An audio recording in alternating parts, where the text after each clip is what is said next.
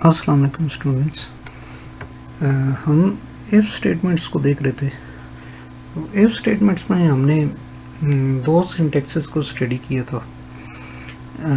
Simple if की जाती थी और उसके बाद हमने इफ़ एल्स स्टेटमेंट को देखा था जिसमें दो कंडीशन टेस्ट कर सकते थे। तो उसी सिलसिले में आज हम इफ़ एल्स इफ़ स्टेटमेंट या एक्सटेंडेड इफ़ को देखते हैं। प्रीवियस दो सिंटेक्सेस की हमने कुछ एग्जांपल्स भी देखी थी लास्ट लेक्चर के अंदर। तो सिंटेक्सेस हैं, इनको देखेंगे और इनसे रिलेटेड भी कुछ एग्जांपल्स को हम डिस्कस करेंगे। तो आप याद करें कि सिंपल इफ़ में हम सिंगल कंडीशन टेस्ट करते थे, इफ़ एल्स में हम टू कंडीशन टेस्ट करते थे। और इसी तरह अब ये इफ़ एल्स इफ़ या एक्सटेंडेड इफ़ स्टेटमेंट जो है, इसके अंदर हम मल्टीपल कंडीशंस को टेस्ट करेंगे। मल्टीपल मींस के जब कंडीशंस हमारे पास तीन या उससे ज़्यादा हों तो फिर हम एक्सटेंडेड इफ़ को यूज़ करते हैं। तो इसकी आप सिंटेक्स देखें, if condition 1 statement 1, else if condition 2 statement 2, else if condition 3 statement 3 and so on up to n। तो ये n नंबर ऑफ कंडीशंस हैं, तो कोई इसकी लिमिटेशन नहीं है। आप काफ़ी ज़्यादा कंडीशंस को भी टेस्ट कर सकते हैं। तो अगर ये सारी कंडीशंस फॉल्स हो जाती हैं तो फिर लास्ट में जो है एल्स यहाँ पे हम यूज़ करते हैं कि अगर ये सारी अबव कंडीशन जो हैं वो फॉल्स हो जाएं, उनमें से कोई एक भी ट्रू ना हो, तो फिर जाहिर है कि फिर हमारे और वो फिर लास्ट कंडीशन है। तो स्टेटमेंट एन को हम परफॉर्म करेंगे।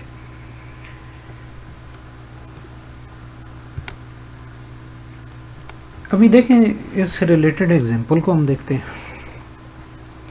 एक प्रोग्राम हम लिख रहे हैं कि जिसमें हम roll number marks obtained user से ले रहे हैं और फिर हम क्या कर रहे हैं, भी परसेंटेज वैल्यू कैलकुलेट कर रहे हैं और परसेंटेज वैल्यू की बेस पे फिर हम ग्रेडिंग कर रहे हैं। तो इसमें आप देखें कि यहाँ पे एक टेबल ऑफ कंडीशंस आपको दिया गया है। इसमें आप देखें कि अगर परसेंटेज बिलो 40 हो तो ग्रेड एफ होगा। इसी तरह अगर परसेंटेज जो है वो 40 से 59 तक हो तो फिर ग्रेड सी होगा, और अगर परसेंटेज 60 से 79 हो तो बी होगा और अदरवाइज ए होगा। तो यानी हमारे पास तकरीबन ये 4 कंडीशंस हैं। तो 4 कंडीशन के लिए हमें लाजमी तौर पे एक्सटेंडेड इफ़ यूज़ करनी पड़ेगी। अब इसमें हमें क्या कहा गया प्रिंट करने को कि रोल नंबर को प्रिंट करना है, इसमें परसेंटेज वैल्यू को करना है और फिर ग्रेड को करना है। तो एज़ बिफोर हम पहले इस प्रॉब्लम का एनालिसिस करेंगे। तो एनालिसिस में आप देखें कि इनपुट जो है हमारी वो रोल नंबर है, मार्क्स ऑब्टेन्ड है किया इस प्रॉब्लम के केस में। तो देखें, पहले तो हम परसेंटेज वैल्यू कैलकुलेट करते हैं फार्मूले की मदद से। उसके बाद हम फिर अकॉर्डिंग टू दैट वैल्यू फिर हम ग्रेड कैलकुलेट करेंगे और देन फिर हमारी जो आउटपुट होगी वो रोल नंबर है, परसेंटेज वैल्यू है और ग्रेड है। तो एनालिसिस मैंने आपको बताया था भी कोई ज़रूरी नहीं होता, लेकिन बेहतर ये होता है भी आप एक प्रोग्राम लिखने से पहले एनालिसिस कर लें। इसमें एनालिसिस लिखने से ये फ़ायदा है कि आप ओवरऑल जो सिचुएशन होती है वो सारी आपके सामने आ जाती है।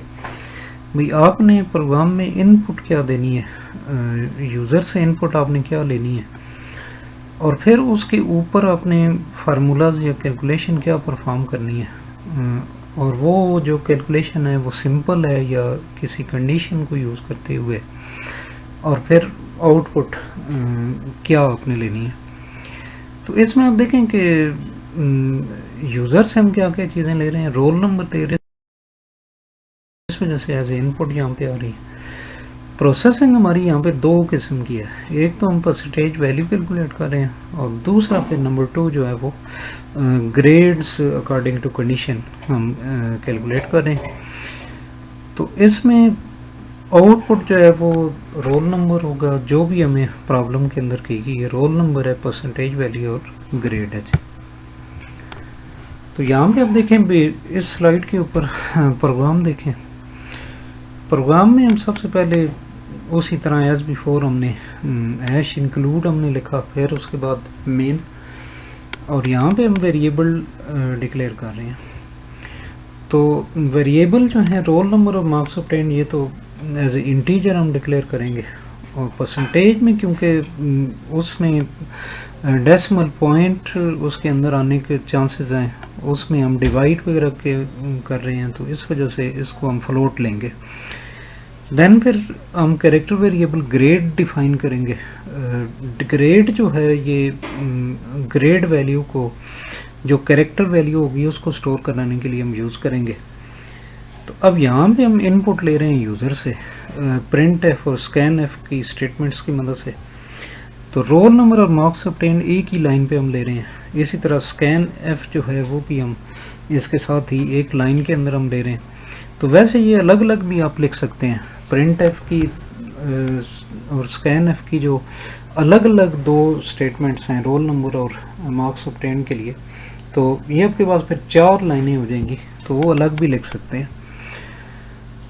अब इनपुट यहाँ पे हमने ले ली अकॉर्डिंग टू एनालिसिस। आप देखें अगर एनालिसिस को फॉलो करें तो ये यहाँ सबसे पहले वेरिएबल डिफाइन करने के बाद हमने सबसे पहले क्या किया, भाई हमने यूज़र इनपुट ली, उसके बाद यहाँ पे हम प्रोसेसिंग के स्टेप में आ गए हैं एनालिसिस को फॉलो करते हुए। तो यहाँ पे हम कैलकुलेशन कर रहे हैं परसेंटेज की, परसेंटेज वैल्यू यहाँ से कैलकुलेट हो जाएगी।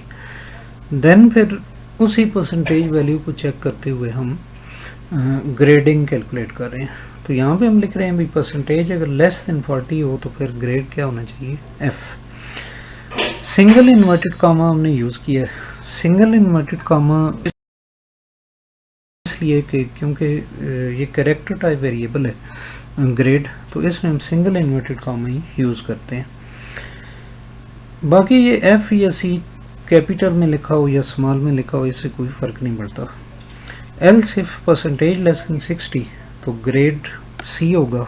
इन कंप्यूटर पहले परसेंटेज को चेक करेगा, तो अगर उसकी वैल्यू लेस देन 40 तो फिर तो वो ग्रेड एफ, ग्रेड के अंदर एफ स्टोर करके तो ये बाकी जितनी एफ हैं इनको स्किप करता हुआ वो आ जाएगा, ये प्रिंट पहली प्रिंट एफ स्टेटमेंट के ऊपर वो आ जाएगा। तो क्योंकि जितनी भी इफ़ ये स्टेटमेंट दी हुई हैं उनमें से जो ट्रू होती है सिर्फ वो उसने करनी है, तो बाकी को वो स्किप कर देगा। लेकिन अगर परसेंटेज की वैल्यू जो है वो 40 से लेस नहीं है, वो या तो 40 है या उससे ऊपर है, अबव है, तो फिर वो यहाँ पे अगली स्टेटमेंट पे आएगा। वो उसने ये चेक करना है कि क्या परसेंटेज की वैल्यू जो है वो लेस देन 60 भी है या नहीं है। अब यहाँ पे वो दोबारा उसने ये इस लाइन के ऊपर उसने ये नहीं दोबारा देखना भाई परसेंटेज की वैल्यू ग्रेटर और इक्वल 40 है या नहीं है, वो सिर्फ ये चेक करेगा कि लेस देन 60 है या नहीं है। वजह उसकी क्या है, वजह उसकी ये भाई 40 वाली जो कंडीशन है ना वो पहले वो चेक कर चुका है, इस स्टेटमेंट को वो परफॉर्म नहीं करता, यानी ग्रेड एफ नहीं देता, तो और इस पे वो आ जाता है, तो इसका साफ मतलब ये बनता है भाई वो ऑलरेडी या तो 40 है या 40 से अबव है। तो 40 या 40 से अबव वाली जो कंडीशन है वो ऑलरेडी चेक हो चुकी है यहाँ पे, और इस वजह से यहाँ पे उससे नेक्स्ट कंडीशन को सिर्फ हम देख रहे हैं कि लेस देन 60 कर रहे हैं। यानी इनडायरेक्टली ये कहना चाहिए कि इन लाइंस के ऊपर हम 40 और 60 के दरमियान जो परसेंटेज है वो हम चेक करवा रहे हैं। इसी तरह इन द सेम वे अगर परसेंटेज की वैल्यू लेस देन 60 भी नहीं होगी तो वो फिर इस लाइन पे आ जाएगा, और फिर यहाँ पे वो ये चेक करेगा कि ठीक है वो 60 या 60 से अबव तो है, लेकिन क्या वो 80 से कम भी है। तो अगर 80 से कम होती है तो वो फिर ग्रेड बी दे देगा। और एल्स फिर ग्रेड ए दे देगा। यहाँ पे आप देखें कि दोबारा हमने इफ़ नहीं लिखा, दोबारा इफ़ लिखने की यहाँ ज़रूरत भी नहीं है। वो इस वजह से कि अगर ये सारी कंडीशन जो हैं वो फॉल्स हो जाती हैं तो फिर एंड पे फिर ये चेक कराने की कोई ज़रूरत नहीं है अभी परसेंटेज क्या है। वो अंडरस्टूड होगा अभी परसेंटेज की वैल्यू जो है वो या तो 80 है या उससे अबव है, तो इधर आखिर में जस्ट एल्स लिखेंगे। तो ग्रेड इज इक्वल टू ए, और उसके बाद देन हमारी प्रोसेसिंग थी परसेंटेज का कैलकुलेट करना, और फिर कंडीशनल प्रोसेसिंग जो इफ़ का यूज़ था ये हमने दोनों ही कर ली। प्रोसेसिंग के अंदर जो दो ऑपरेशन थे दोनों ही हमने कर लिए। तो यहाँ पे हम आउटपुट पे आ जाते हैं एनालिसिस को फॉलो करते हुए। तो आउटपुट जो है हमने 3 आउटपुट लेनी थी, तो 3 हमने प्रिंट एफ की स्टेटमेंट यहाँ पे हमने लिखी है, एक रोल नंबर के लिए, फिर परसेंटेज के लिए और उसके बाद ग्रेड के लिए। तो उसके बाद गेट 4 है। नेक्स्ट हम नेस्टेड इफ स्ट्रक्चर को देखते हैं। नेस्टेड इफ का क्या मतलब है कि जब एक इफ स्टेटमेंट दूसरी इफ स्टेटमेंट के अंदर यूज़ की जाए तो उसको हम नेस्टेड इफ कहते हैं। इसकी सिंटेक्स यहाँ पे लिखी हुई है, ये सिंटेक्स 4 है, लास्ट सिंटेक्स है इफ स्टेटमेंट की। तो ये सिंटेक्स जो है ये थोड़ी टेक्निकल है और मुश्किल सिंटेक्स है, तो इस वजह से इसको ध्यान से अपने समझना है। इसमें हम क्या करते हैं भी, इसमें सारी कंडीशंस हम पहले लिख लेते हैं, और जो इन कंडीशन में से जो लास्ट कंडीशन होती है उसकी ट्रू के केस में जो स्टेटमेंट है वो हम लिखते हैं। देन फिर उसका हम एल्स लिख लेते हैं, उसके एल्स के केस में जो स्टेटमेंट परफॉर्म होनी है। एंड देन फिर इसी तरतीब से हम बैकवर्ड डायरेक्शन में चलते हैं, यानी उससे ऊपर वाली जो इफ थी उसका एल्स हम लिखते हैं, उसके एल्स के केस में जो स्टेटमेंट होगी। एंड देन फिर जो फर्स्ट हमारी कंडीशन थी उसका एल्स हम लिखते हैं। तो ये एक पैटर्न सा इस तरीके से हमारे पास बन जाता है, जैसे ग्रेटर देन साइन होता है। तो याद रखें कि अगर इस पैटर्न को फॉलो करते हुए आप ये स्टेटमेंट लिखेंगे तो आसानी से आप इसको लिख लेंगे।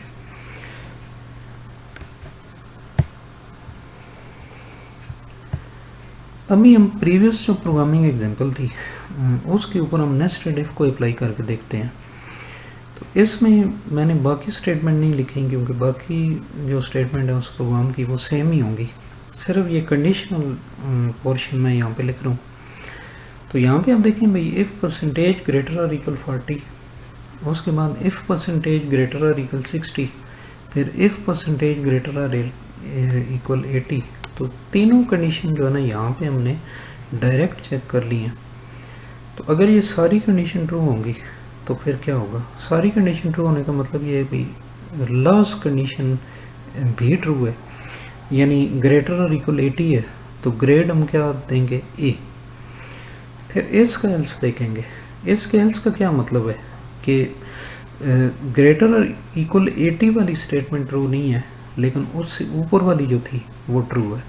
मीन्स कि हमारी जो परसेंटेज है वो ग्रेटर और इक्वल 60 तो है, लेकिन ग्रेटर और इक्वल 80 नहीं है। मीन्स के वो 60 और 79 के दरमियान में कोई वैल्यू है। तो उसके लिए फिर जाहिर है कि ये वाली एल्स स्टेटमेंट एग्जीक्यूट होगी, क्योंकि ग्रेटर और इक्वल 80 तो नहीं है, लेकिन वो ग्रेटर और इक्वल 60 है, तो यानी इन बिटवीन 60 और 79 के, तो उस केस में हम ग्रेड बी देंगे। इन द सेम वे फिर इस ऊपर वाली इफ़ को देखें, इसका एल्स देखें। इसके एल्स का क्या मतलब होगा कि परसेंटेज हमारी वो ग्रेटर और इक्वल 40 तो है, लेकिन वो 60 के इक्वल या उससे अबव नहीं है। मीन्स कि वो 40 से लेकर 59 के दरमियान कोई वैल्यू है। तो उस केस में फिर हम ग्रेड सी असाइन करेंगे। इसी तरह अगर फर्स्ट ही स्टेटमेंट हमारी फॉल्स हो जाती है, यानी परसेंटेज जो है ग्रेटर और इक्वल 40 भी नहीं है, तो उसका फिर साफ मतलब बन जाता है भी वो इससे लेस है, 40 से भी लेस है। तो अगर 40 से लेस होगी तो इस पहली का एल्स एग्जीक्यूट होगा, यानी ग्रेड एफ आ जाएगा। ये याद रखें भाई, इसको एक से ज़्यादा तरीक़ों से लिखा जा सकता है। यानी आप इस तरह भी कह सकते हैं भाई, आप ये इस कंडीशन को उल्टा चेक करें। उल्टा कैसे कि आप यहाँ पे ये कहें भाई if percentage is less than 80, उसके बाद आप लिखें कि लेस देन 60, इधर फिर आप लिखें लेस देन 40 और इधर पर ग्रेड F दे दें। तो यानी लेस को अगर यूज़ करेंगे ना, तो फिर आप वैल्यू जो है वो हाईएस्ट जो वैल्यू है उसको पहले लेंगे। यानी पहले 80, फिर उसके बाद 60, फिर इस तरह 40 आएगा। लेकिन अगर यहाँ पे कंडीशन ग्रेटर वाली चेक करेंगे, तो फिर ग्रेटर को जब यूज़ करेंगे तो फिर यहाँ वैल्यू जो है ये लोएस्ट वैल्यू लिखेंगे, यानी 40, उसके बाद 60 और फिर 80। लेकिन ये अपने याद रखना है भी, जब यहाँ पे लेस यूज़ करना है तो बाकियों में भी सब में लेस ही यूज़ करना है, और अगर ग्रेटर यूज़ करना है तो बाकी सब में भी ग्रेटर यूज़ करना है। इस तरह आपने नहीं करना भी कहीं लेस यूज़ कर दें कहीं ग्रेटर यूज़ कर दें। तो जहाँ भी अगर लेस या ग्रेटर यूज़ करने लगें तो आप खुद ही अलर्ट हो जाएं फौरी तौर पे कि देयर इज़ समथिंग रॉन्ग।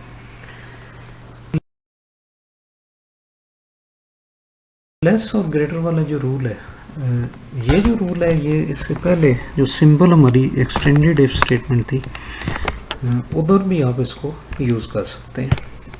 वहाँ भी यानी आप इसी तरह ये जो पहले इस प्रोग्राम को आप देखें, तो यहाँ भी आप लेस को अगर यूज़ करते हैं तो फिर सारी लेस यूज़ करने हैं, और अगर ग्रेटर को यूज़ करना है तो फिर सारे ग्रेटर यूज़ करने हैं। याद रखें, अगर एग्ज़ाम के किसी क्वेश्चन के अंदर कोई इस तरह का प्रोग्राम है कि जहाँ पे आपको कंडीशन यूज़ करनी पड़ती हैं, और वहाँ पे क्वेश्चन के अंदर मेंशन नहीं है भाई आप जो है वो नेस्टेड इफ यूज़ करें या एक्सटेंडेड इफ, तो बेहतर आपके लिए यही होगा भाई एक्सटेंडेड इफ यूज़ करें, क्योंकि वो सिंपल स्ट्रक्चर है। हाँ, अगर आपको श्योरिटी है तो फिर आप नेस्टेड इफ यूज़ कर सकते हैं। तो इसके साथ ही मैं अपना ये लेक्चर वाइंड अप कर दूँ।